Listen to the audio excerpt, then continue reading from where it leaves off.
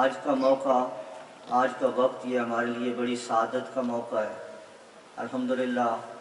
ہم بعثت رحمت دو عالم صلی اللہ علیہ وسلم کی کانفرنس کا ابتدا کر رہے ہیں، اور اس کے ساتھ ساتھ الحمدللہ جیسے آپ نے حضرت جی کا بیان بھی سنا، آج ہمارے اس ہول کا افتتاح بھی ہے، تو ہمارے لیے بہت سی سعادتیں ہیں، اور سب سے بڑی سعادت یہ ہے کہ ہمیں عبدالقدیر بھائی کی معیت حاصل ہے۔ تو میں اس کانفرنس کا، اس مجلس کا آغاز کرتے ہوئے مفتی توصیر میاں سے درخواست کروں گا کہ وہ مائک پہ تشریف لائیں اور تلاوت قرآن پاک سے اس محفل کا آغاز فرمائیں۔ مفتی توصیر میاں۔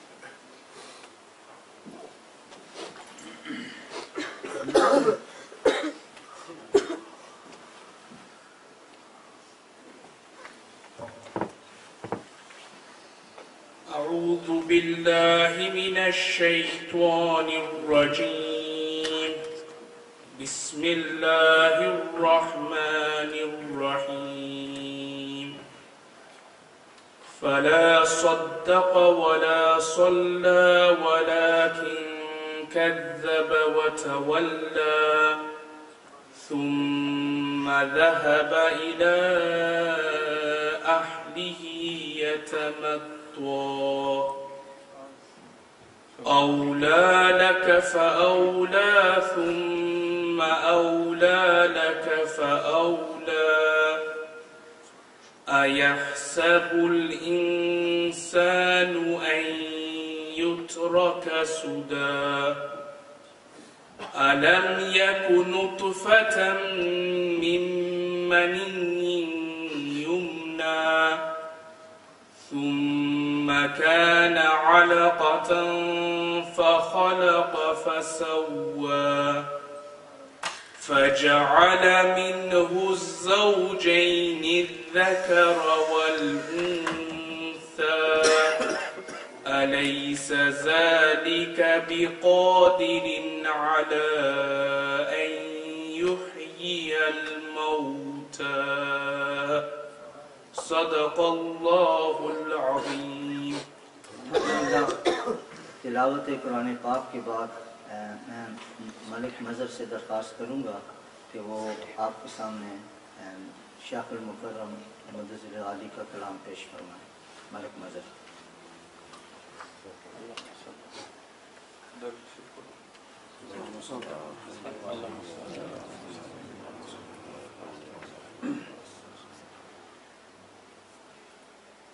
ملی ہیں خوبیاں انسان کو مدینے سے، ملی ہیں خوبیاں انسان کو مدینے سے، چرائی پھول نے خوشبو یہاں پسینے سے، ملی ہیں خوبیاں انسان کو مدینے سے، چمن میں فکر کے مثل بہار وہ آئے، چمن میں فکر کے مثل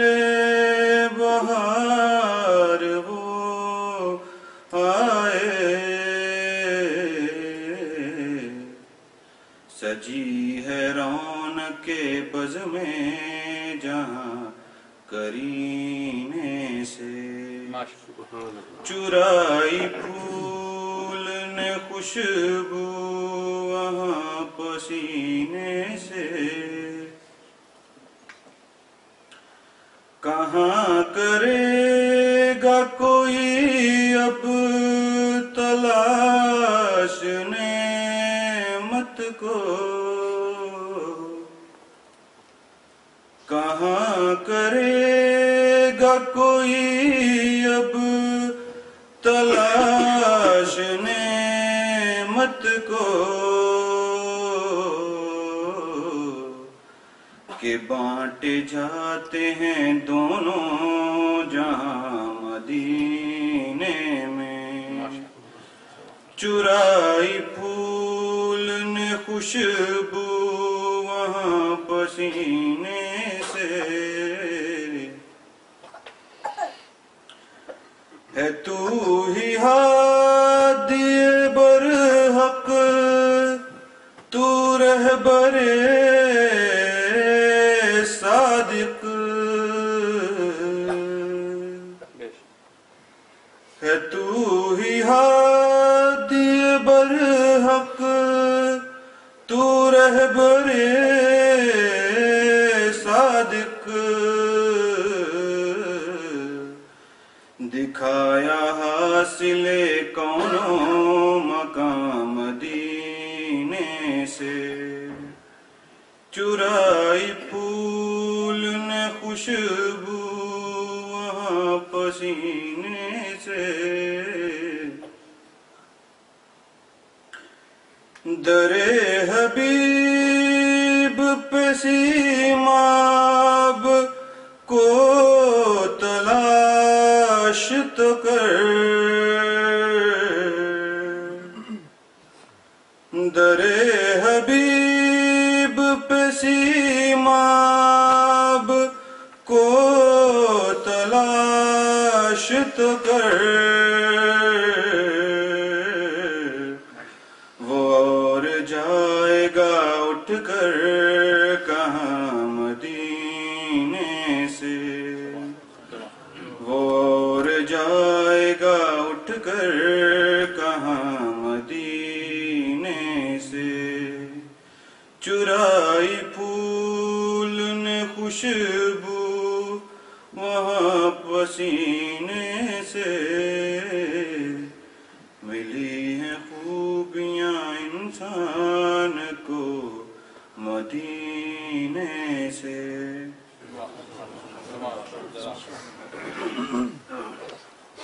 ماشاءاللہ یہ تھے ہمارے مظہر پر جو حضرت جی مدظر عالی کا کلام تھا، لیکن میں ہمارے مہمان خصوصی عبدالقدیر بھائی سے درخواست کروں کہ وہ آپ سے خطاب فرمائیں۔ میں سلسلہ عالیہ کا اور اپنے شیخ المکرم کا تعارف کرانا چاہوں گا۔ زیادہ تر ساتھی الحمدللہ سلسلہ عالیہ سے تعلق رکھتے ہیں، لیکن جو چند ساتھی نئے ہیں، ہمارا تعلق سلسلہ نقشبندی و ویسیہ سے ہے، اور ہمارے شیخ المکرم امیر محمد اکرم اوان ہیں۔ اللہ کا یہ بہت بڑا انعام ہے کہ انہوں نے ہمیں اس گئے گزرے دور میں ایسے شیخ المکرم سے ایک رابطہ عطا فرمایا ہے، ایک شیخ المکرم کی صورت میں ایک بہت بڑی سعادت عطا فرمائی ہے۔ وہ اپنا تعارف آپ ہیں، لیکن میں روحانی پہلو سے اور ایک ظاہری پہلو سے ایک صرف بات آپ کی شان میں کہنا چاہوں گا کہ الحمدللہ ثم الحمدللہ آپ نے قرآن پاک کی 3 تفاسیر بیان کی ہیں اور لکھ چکے ہیں۔ پہلی تفسیر جو آپ نے لکھی وہ اسرار التنزیل ہے، اور اس کے بعد آپ نے ایک تفسیر پنجابی میں لکھی ہے، اور اب تیسری تفسیر آپ بیان فرما رہے ہیں، اور وہ بھی 7-8 پارے مکمل ہو چکے ہیں۔ بہت کم لوگ ملتے ہیں، آپ تاریخ کے اوراق میں دیکھیں، تاریخ کا مطالعہ کریں تو بہت کم لوگ ہیں جنہوں نے ایک تفسیر اپنی زندگی میں مکمل کی ہو، اور آپ کو یہ سعادت ہے کہ آپ کو اللہ کریم نے علم لدنی عطا فرمایا، اور وہ اس علم لدنی کو لوگوں میں تقسیم فرما رہے ہیں۔ اور مزے کی بات یہ ہے کہ یہ تفسیر عام زبان میں ہے، عام فہم ہے، اور دنیا بھر میں لوگ اس سے مستفید ہو رہے ہیں۔ ہمارے سٹور میں بھی انشاءاللہ موجود ہیں اگر کسی ساتھی کو چاہیے ہو۔ اور دوسرا روحانی پہلو ہے، اللہ کریم نے شیخ المکرم کی صورت میں ہمیں وہ شیخ عطا فرمائے ہیں کہ جن کی ایک توجہ سے جسم کا ایک ذرہ ذاکر ہو جاتا ہے۔ یہ وہ سعادت تھی جو صرف خیر القرون میں نصیب ہوتی تھی، اور اس گئے گزرے دور میں اللہ کریم نے ہمیں شیخ المکرم سے منسلک فرمایا ہے۔ دعا ہے کہ اللہ کریم ہمیں ان سے اور ان کے صاحبزادے یہاں تشریف فرما ہیں، ان سے ان کی برکات اور ان کی معیت سے مستفید ہونے کی توفیق اور سعادت عطا فرما۔ اب میں درخواست کروں گا سلسلہ عالیہ کے ناظم اعلیٰ اور شیخ المکرم کے نائب اور صاحبزادے عبدالقدیر بھائی سے کہ وہ آپ لوگوں کے دلوں کو اپنے خطاب سے کریں۔ الحمدللہ رب العالمین والصلاة والسلام علی حبیبہ محمد وآلہ وصحبہ اجمعین، اما بعد فاعوذ باللہ من الشیطان الرجیم، بسم اللہ الرحمن الرحیم۔ قال اللہ تعالی فی القرآن الکریم والفرقان الحمید، والذی ارسل رسولہ بالہدى ودین الحق لیظہرہ علی الدین کلہ وکفی باللہ شہیدا۔ محمد رسول اللہ والذین معه اشداء علی الکفار رحماء بینہم تراہم رکعا سجدا یبتغون فضلا من اللہ ورضوانا سیماہم فی وجوہہم من اثر السجود ذالک مثلہم فی التوراۃ ومثلہم فی الانجیل كزرع أخرج شطأه فأزره فاستغلظ فاستوى على سوقه يعجب الزراع ليغيظ بهم الكفار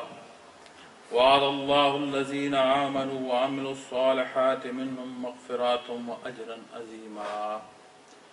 قال محمد رسول الله صلى الله عليه وسلم لا تقوم الساعة حتى لا يقال في الأرض الله الله